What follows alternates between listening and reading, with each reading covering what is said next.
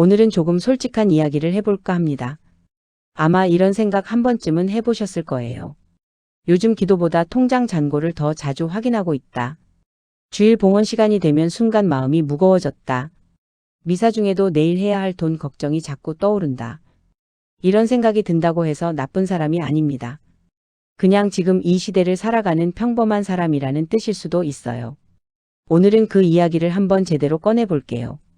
실제 여러분들의 경험을 바탕으로 재구성한 이야기입니다.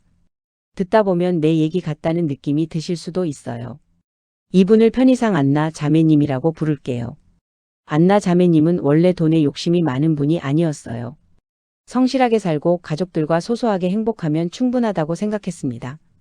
성당도 꾸준히 다니고 기도와 미사를 통해 마음의 평화를 찾는 분이었죠.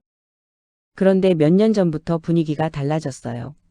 물가는 계속 올랐고 주변에서는 누구는 주식으로 누구는 부동산으로 자산이 늘었다는 이야기가 들려왔습니다. 처음엔 나도 조금 알아두면 좋겠지라는 가벼운 마음이었어요. 근데 관심이라는 게 생각보다 빠르게 커지더라고요.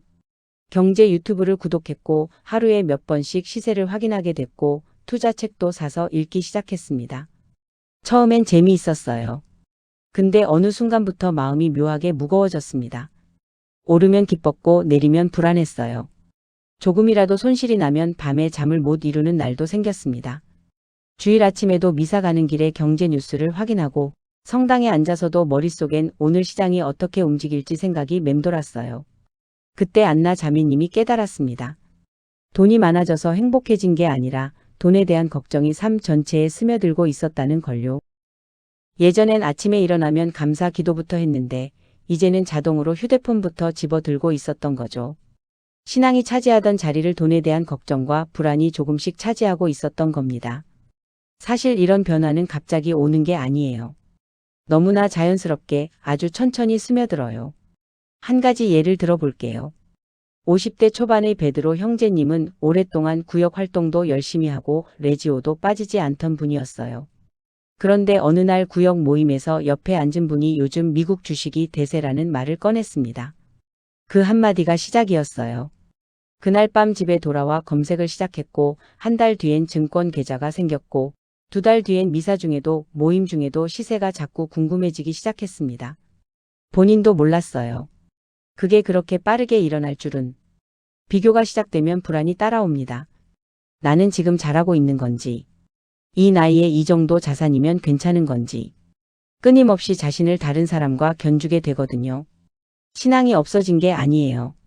기도를 안 한 것도 아니었습니다.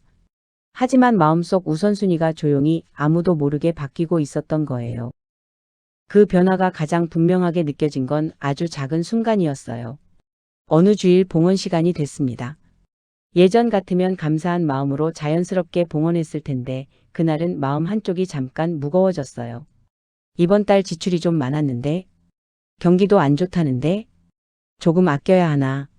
처음엔 현실적인 생각이려니 했습니다. 근데 그 비슷한 생각이 계속 반복되기 시작했어요. 예전에는 감사와 신뢰의 마음으로 봉헌했는데 어느 순간부터 그 마음보다 다른 생각이 먼저 떠오르고 있었습니다. 마음속 순서가 바뀌고 있다는 게 문제였어요. 혹시 이런 경험 있으신가요? 봉헌 바구니가 돌아오는데 지갑을 열면서 순간 이런 생각이 스친 거예요. 이 돈도 투자하면 얼마나 불어날까? 그 생각이 든 순간 스스로 너무 놀랐다는 분이 계세요. 신앙생활 20년 넘게 한 분이었거든요. 그분은 그날 집에 오는 길에 너무 부끄러워서 차 안에서 한참을 혼자 앉아 있었다고 합니다. 근데 사실 그 마음 이상한 게 아니에요. 그만큼 돈에 대한 불안이 깊어져 있다는 신호일 뿐입니다. 봉헌 앞에서 마음이 무거워졌다는 건 내 안에서 뭔가 달라지고 있다는 신호일 수 있어요. 감사의 감각이 흐릿해진 자리에 계산의 감각이 들어온 겁니다. 이걸 두고 스스로를 너무 몰아붙일 필요는 없어요.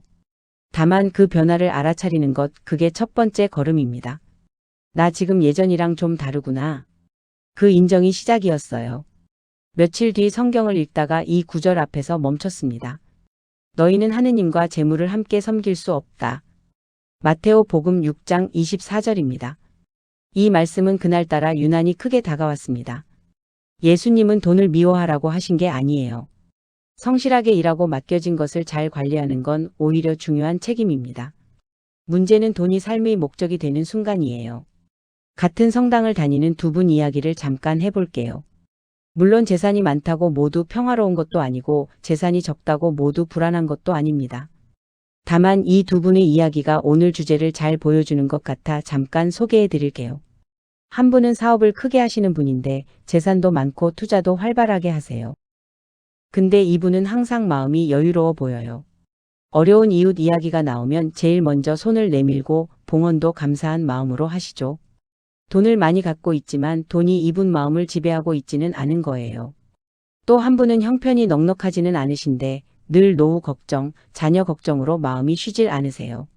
미사 중에도 마음이 온전히 집중되지 않는다고 하시더라고요. 돈이 부족한 게 문제가 아니라 돈 걱정이 마음 전체를 차지하고 있는 게 문제인 거죠. 돈의 액수가 아니라 마음속에서 돈이 차지하는 자리의 크기가 다른 겁니다. 안나 자매님도 스스로에게 물어봤어요. 지금 가진 돈이 조금 줄어들면 나는 괜찮을까? 쉽게 대답이 나오지 않았습니다. 돈이 줄어드는 것보다 그 불안 자체가 더 두려웠던 거예요. 투자 안 하면 뒤처질 것 같다. 돈 못 모으면 미래가 어두워질 것 같다. 이런 걱정들이 매일 밤 찾아왔으니까요. 많은 분들이 이 지점에서 자책을 합니다. 내가 너무 속물처럼 됐나? 신자가 이러면 안 되는 거 아닌가 하고요. 근데 자책이 문제를 해결해 주지는 않아요. 중요한 건 방향을 다시 잡는 겁니다. 이 질문에 바로 네, 괜찮아요 라고 대답할 수 있다면 돈을 잘 사용하고 있는 겁니다. 하지만 가슴이 덜컥 내려앉는 느낌이 든다면 한 번쯤 돌아볼 필요가 있어요. 어느 강론에서 들었던 말씀 하나가 떠올랐어요. 신앙은 현실을 버리는 게 아니라 현실 안에서 하느님을 찾는 겁니다. 우리는 세상 속에서 살아가는 사람들입니다. 월세도 내야 하고 병원비도 준비해야 하고 노후도 대비해야 해요. 이건 잘못된 게 아니라 오히려 책임감 있는 삶의 모습입니다. 안나 자매님도 경제 공부를 완전히 그만두지는 않았어요. 다만 딱 한 가지를 바꿨습니다. 하느님을 위한 시간을 다시 확보하기 시작한 거예요. 아침에 눈 뜨자마자 휴대폰 대신 짧은 기도 한마디. 자기 전엔 걱정 대신 감사했던 것 하나 떠올리기. 그게 전부였습니다. 처음 한 달은 솔직히 별 차이가 없었다고 해요. 기도하면서도 머릿속엔 여전히 숫자가 떠올랐고 감사한 것을 떠올리려 해도 걱정이 먼저 치고 들어왔습니다. 근데 2달, 3달이 지나면서 조금씩 달라졌어요. 어느 날 아침 눈을 뜨자마자 시세 확인을 하려다가 잠깐 멈춘 거예요. 그리고 짧게 기도를 먼저 했습니다. 별거 아닌 것 같지만 그런 작은 습관이 쌓이면서 조금씩 마음이 달라졌다고 해요. 통장 잔고가 늘어도 마음이 편해지지 않던 시절이 있었는데 어느 순간부터 흔들리지 않는 마음이 생기기 시작했어요. 수익이 좋은 날도 덜 들뜨고 손실이 난 날도 덜 무너졌습니다. 그 안정감은 잔고에서 오는 게 아니라 하느님이 함께 하신다는 믿음에서 오는 것이었습니다. 신앙은 돈을 포기하는 게 아니에요. 돈보다 더 중요한 게 무엇인지를 잊지 않게 해주는 힘, 그게 신앙입니다. 오늘 이 이야기를 꺼낸 건 이게 한 사람만의 이야기가 아니기 때문입니다. 지금 내 마음 한가운데에 있는 게 뭐지? 한 번쯤은 스스로에게 조용히 물어볼 필요가 있습니다. 하느님은 우리가 가난해지기를 바라시는 분이 아닙니다. 하지만 재물이 하느님보다 더 중요한 자리에 놓이는 것도 바라지 않으십니다. 돈 걱정의 기도가 짧아졌다면, 봉헌 앞에서 마음이 무거워진 적이 있다면 너무 자신을 탓하지 마세요.